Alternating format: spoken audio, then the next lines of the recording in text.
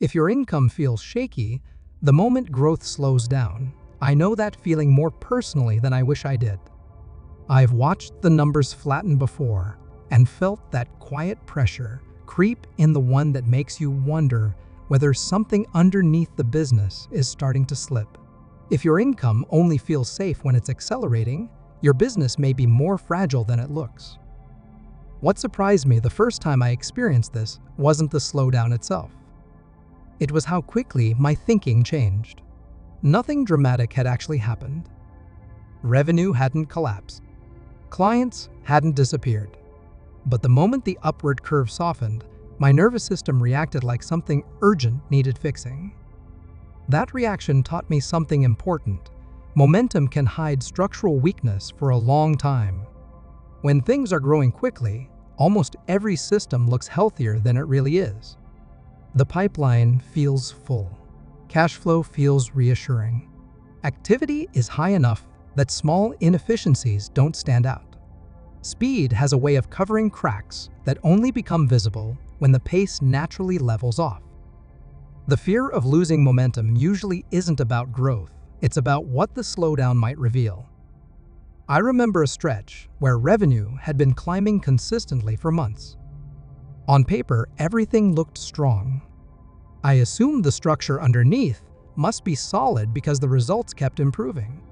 But the moment growth paused, not reversed, just paused, I noticed how much internal tension showed up. That mismatch was the real signal. Nothing external had broken, but internally, it became obvious that I had been leaning more on forward motion than on true structural calm. And that's a subtle but important difference most people don't see until they feel it themselves. What often happens at this stage is almost automatic.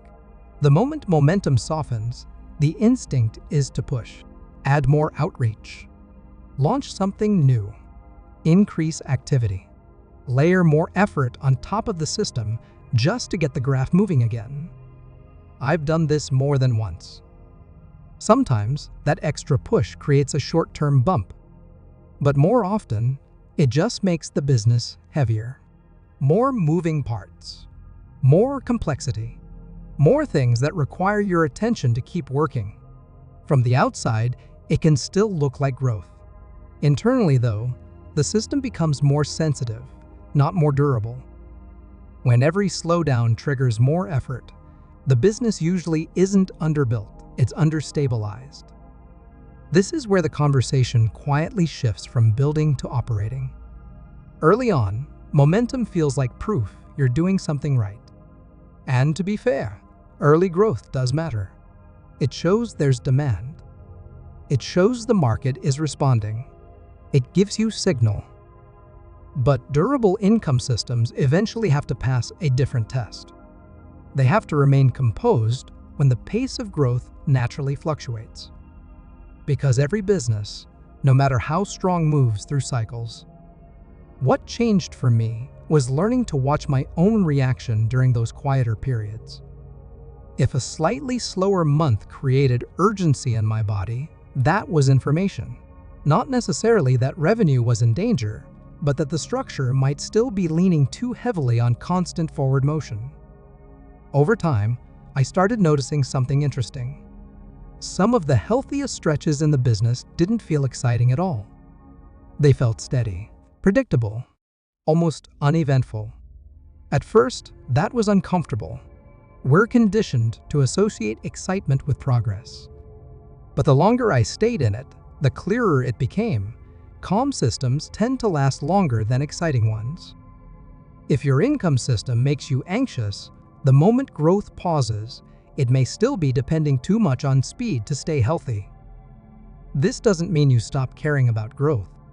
Expansion still matters. Optimization still matters. But the priority begins to shift. Instead of chasing continuous acceleration, the focus turns toward making sure the structure underneath can handle normal business rhythms without requiring constant intervention. One of the simplest ways to gauge this is to observe what happens during a normal dip. Not a crisis, just a softer stretch. If your first instinct is to immediately add more complexity, more offers, or more pressure, that's often a sign the system hasn't fully stabilized yet. On the other hand, when the business can absorb small fluctuations without creating internal urgency, that's usually a signal that the architecture is strengthening. The income isn't just being generated, it's being supported properly. I had to learn to respect that difference. Early on, I was far more impressed by speed than by stability. Fast months felt validating. Plateaus felt suspicious. But over time, it became obvious that the businesses that last aren't the ones that grow the fastest every single month. They're the ones that stay composed when growth inevitably breathes. Real leverage starts showing up the moment your income can stay steady without constant acceleration. And interestingly, once that stability is in place, growth often becomes cleaner and more predictable. Not because you're pushing harder, but because the system isn't constantly being stressed by reactive adjustments. Calm structures compound more smoothly than systems that are always being forced forward. The fear of losing momentum doesn't fully disappear. I don't think it ever does for most builders. But it becomes quieter, more manageable, because you start to trust what's underneath the numbers. You start to recognize the difference between a normal business rhythm and a true structural problem. And that clarity changes how you respond when the graph inevitably flattens from time to time. Momentum is helpful, but the income systems that last are the ones that remain calm without it. That's the transition most people don't talk about. And once you see it clearly, you stop chasing speed for reassurance and start building for durability instead.